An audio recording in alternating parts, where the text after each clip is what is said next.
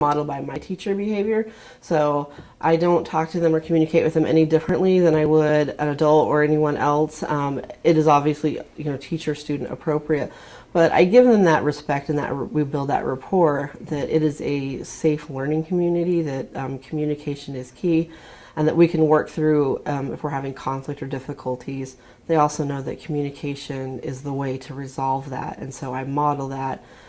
Clearly state expectations, and then I make sure to give student feedback and rephrase what they've said so that they can, a lot of times it's to make sure that they've said what they think they've said. Sometimes they think their meaning is coming across, and then when I restate it, they'll realize that maybe they haven't communicated what they meant precisely.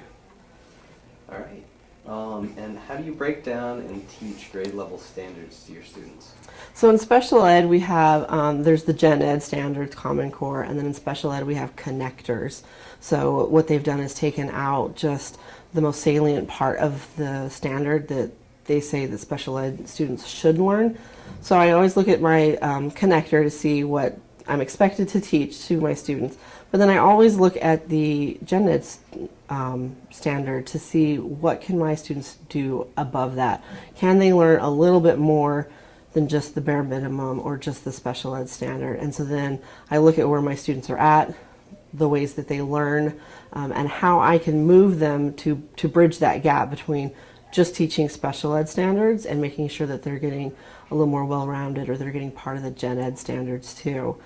So I try to incorporate as much Gen Ed standards. I teach my special ed standards, but if I look at that and say my students can do more than that, they can achieve more than that, I scaffold it for them so that they are reaching higher as their ability allows them. Okay. It's not actually a question on here, but that kind of made me think about it. Yeah. If you could just kind of explain how you actually do that with connecting the two a little bit more. Okay. I have my standards with me. So for example, we just did an earthquake lesson. Okay. The standard, my special ed standard for earthquakes is just to teach my students how to identify an earthquake. I saw that standard, and knowing the level of my students, I thought they probably could, most of them already do that to some extent.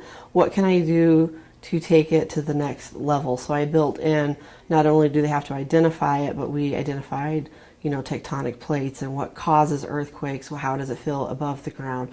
What is a fault? How is it caused?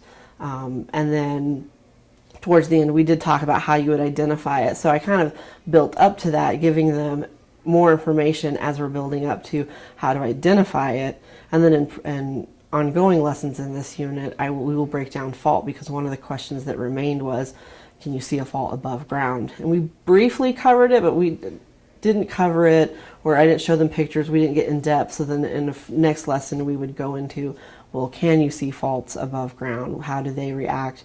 Are they the same above ground, underground? So I would look and see in the Gen Ed standard what specifically on earthquakes 7th and 8th graders are learning, and then I would make sure to build that in, because I feel like in this one lesson, and at the beginning of the lesson, several of them already knew what an earthquake was. So just to say, I taught one lesson, I met my standard, you guys can identify earthquakes and move on, would be doing them a disservice, because with a little scaffolding and some extra lessons, they could reach potentially the Gen Ed standard for earthquakes. So I look and see how much more they could achieve.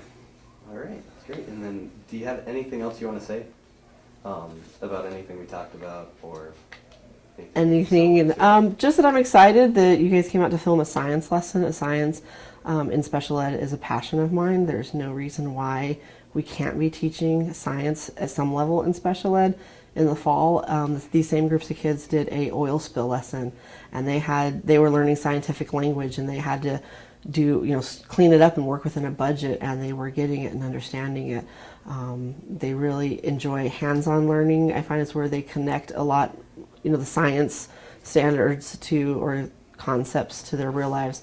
So I'm just excited to be doing science and special ed and to see them